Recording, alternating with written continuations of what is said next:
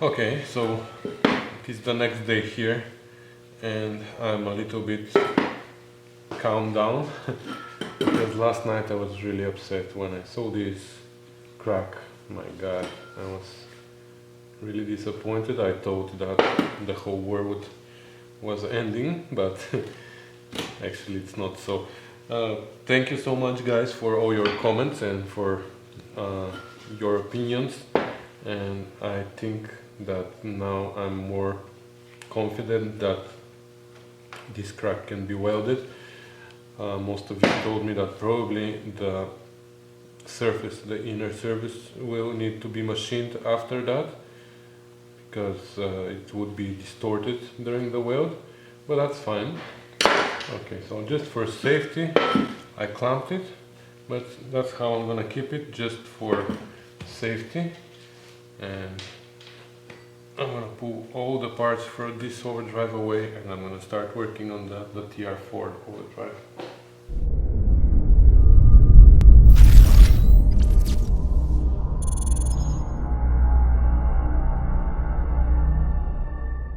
So these are all the parts from the TR4 overdrive and I'm gonna attempt assembling it now. So I'm gonna start with the unidirectional clutch, and you remember I made a special tool for that, which is here. So this time we're gonna install it permanently, right? So I got a new spring for that.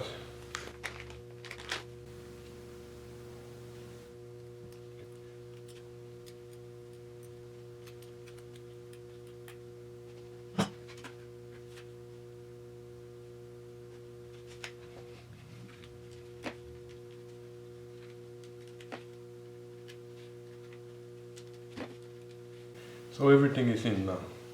So before we're putting it in the annulus, we have to put the washer here. It's one of these two. They look similar, these two washers, but the one with the smaller inner diameter is the one that goes between the annulus and the unidirectional clutch. The outer diameter is the same, but the inner diameter is smaller here. So, like that. So now, let's try to put the clutch inside.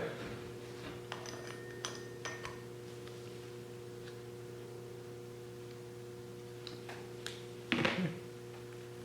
So that's it. It's in. So now to test it, we have to spin it counterclockwise, and it has to spin. It has to turn inside the annulus. Oops. I have to hold it here actually. I'm gonna hold it with one finger. So it spins inside the annulus, which is normal. I don't know now if you see from my finger, but it spins well. Now, if I try to turn it clockwise, it has to lock to the annulus. Okay. And it does, now it's locked. So it spins this way, and it locks this way, but it keeps coming out. Okay, so that's the test. So far so good. So now we can install the planet carrier. For the planet carrier there is a washer here inside, but if you want to take out this washer you have to take out one wheel, and these wheels, they look good. The bearings are very smooth and quiet, so I'm not gonna take them apart. And this washer inside looks good, so I think I don't need to do anything there. So this is a very important moment now. We have to find the marks on the gears and time them when we are installing the sun gear. For some reason I don't see them very well here.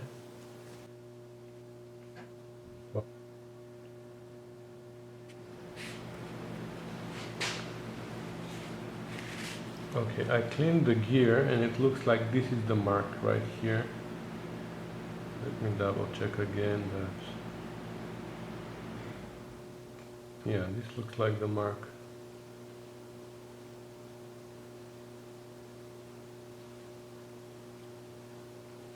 Yeah, so this is the mark here. On the other one the mark is here, and on this one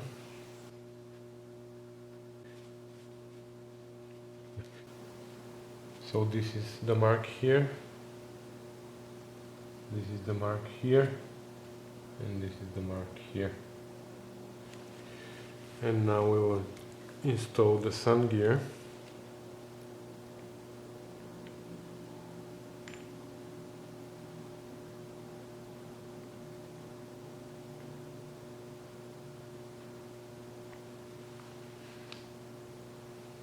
And double check the marks again. So this one escaped. Actually, this one aligns with this one, but this one escaped one tooth. So we're gonna have to turn it back.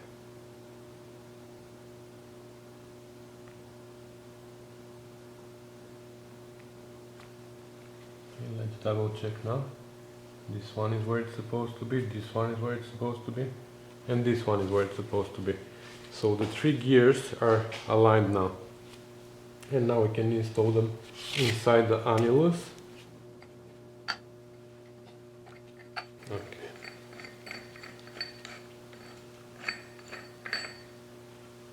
And now I'm gonna double check again the timing of the gears.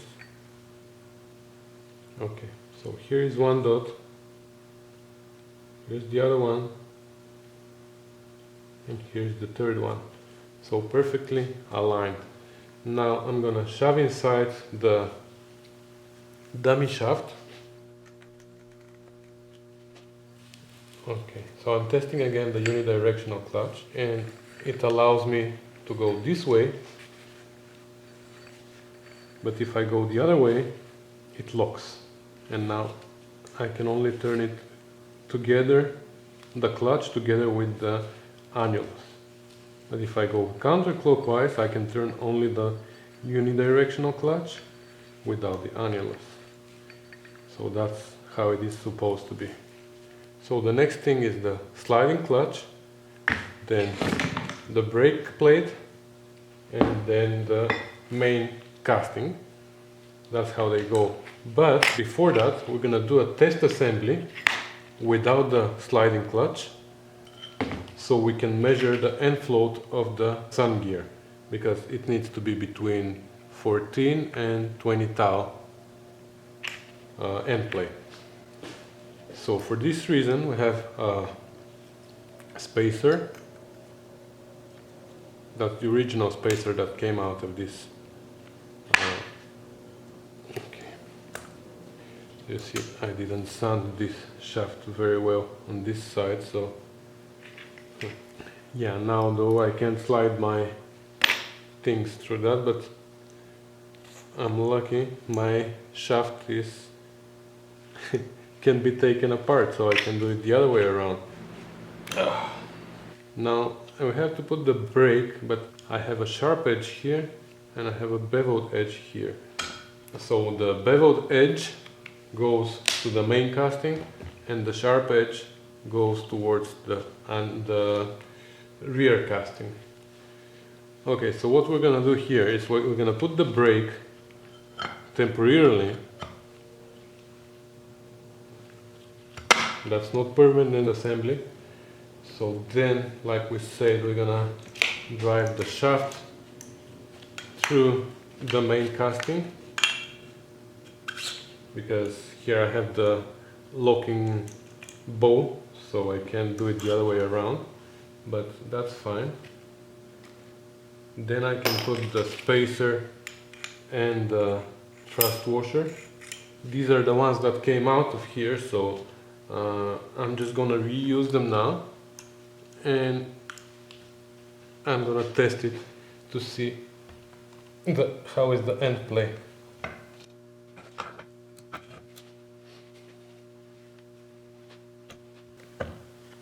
So I didn't put the sliding clutch on purpose, because this way I will be able to reach now inside and measure the end play of the sun gear. Now I'm gonna put some of the bolts here to hold them together, and I'll show you how to measure the end play. The two parts are together with the brake in the middle, but the sliding clutch is not inside, so I can reach to the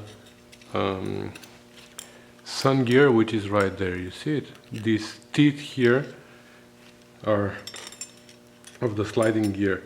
So now with this pick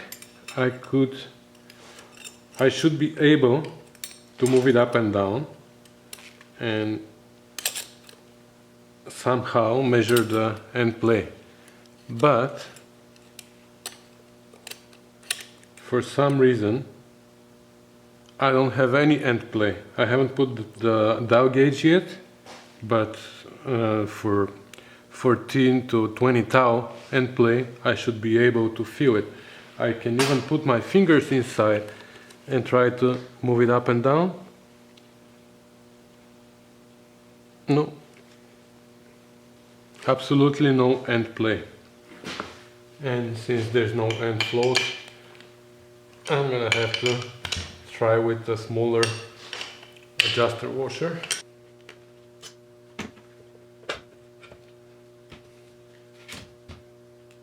So the other washer is still here.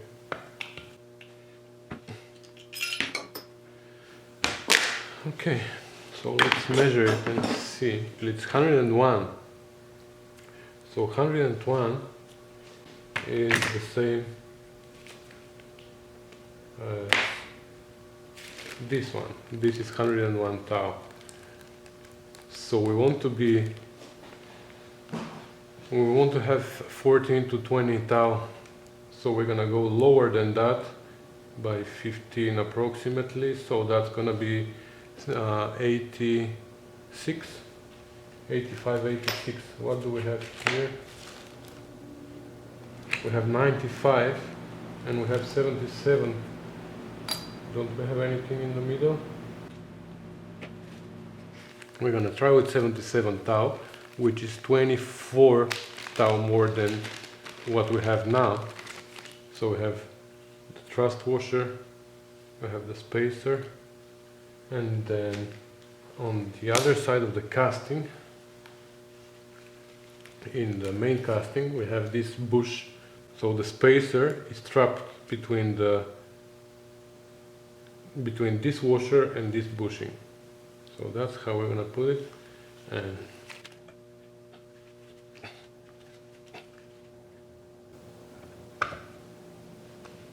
And I'm gonna put the shaft now.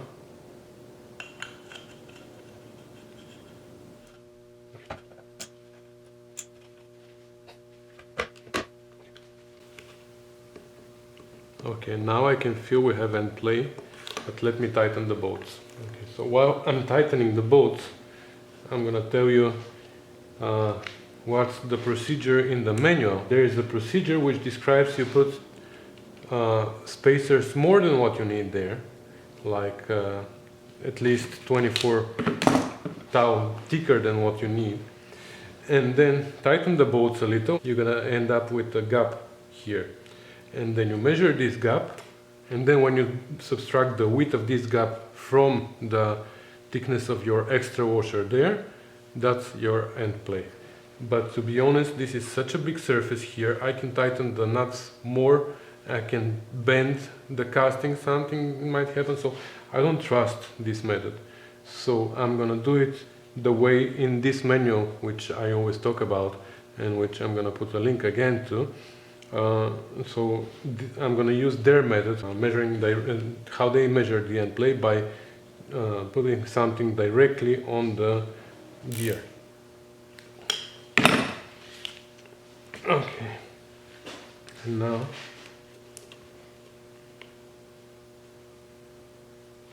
now I can definitely feel there's end play there. There is a play. So now we're gonna put it on the vise, and somehow we need to find a way to measure how much actually the sun gear moves up and down. Okay, so here is my setup. I have this chunk of metal clamped to the casting, to the main casting of the overdrive.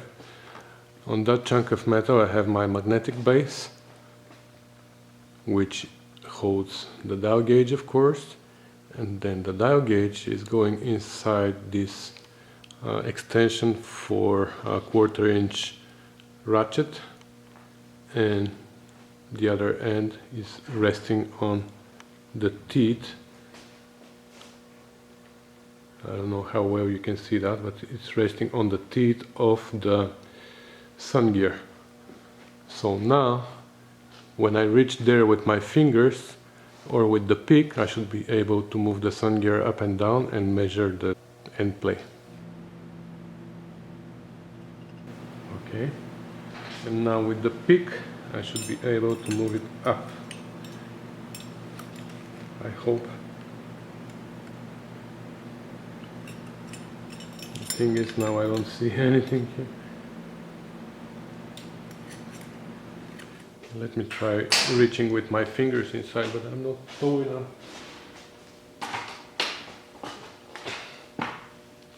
Okay.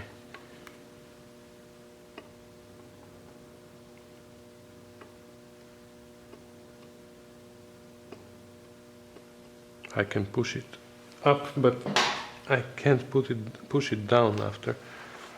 So I'm gonna try with the screwdriver to push it down.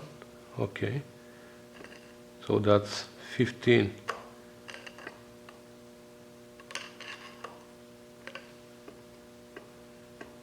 I think this is exactly where we want to be.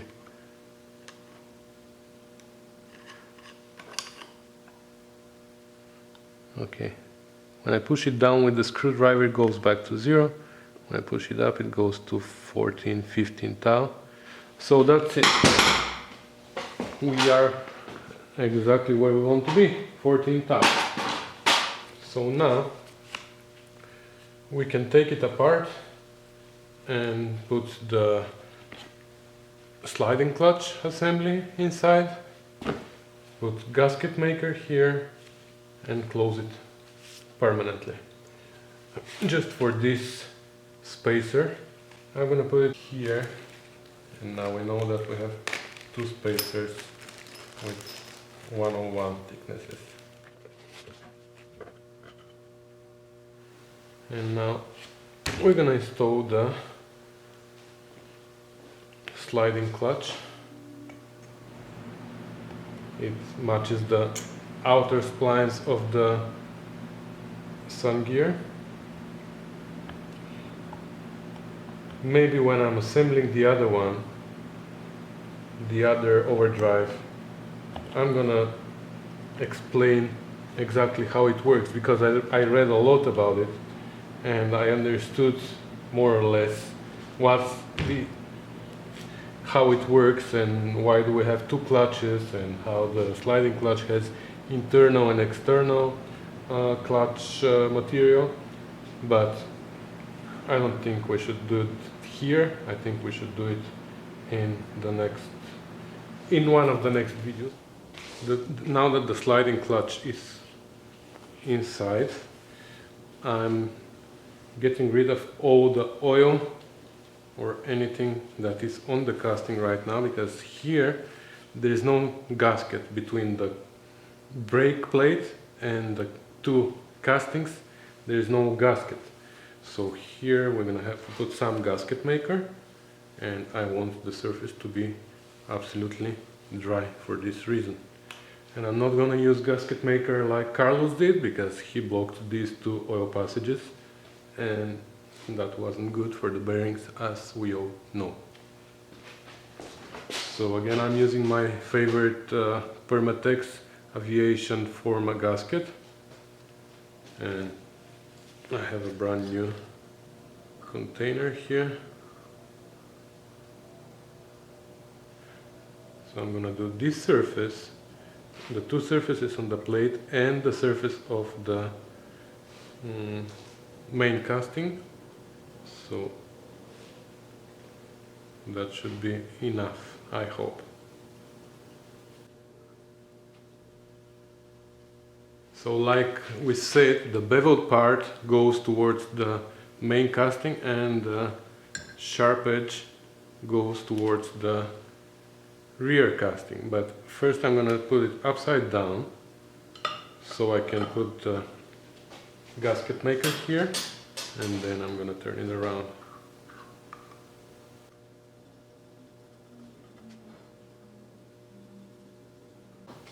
Okay, now I can put it the right way and mate it with the rear casting.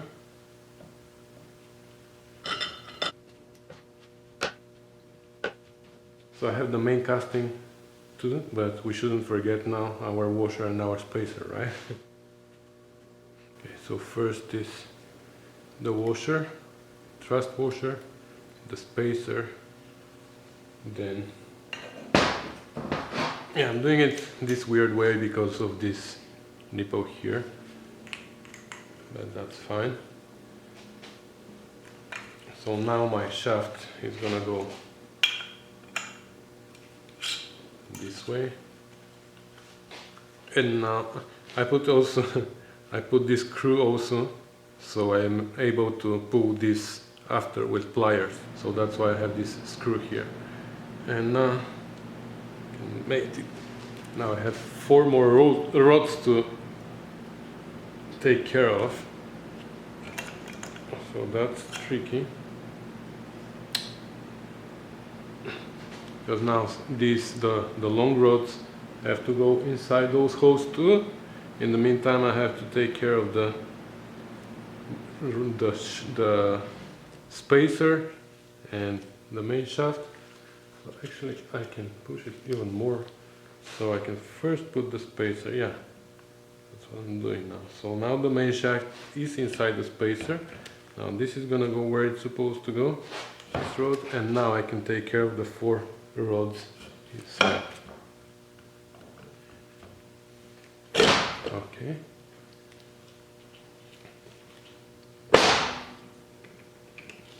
It looks like everything is where it's supposed to be. Sliding clutch.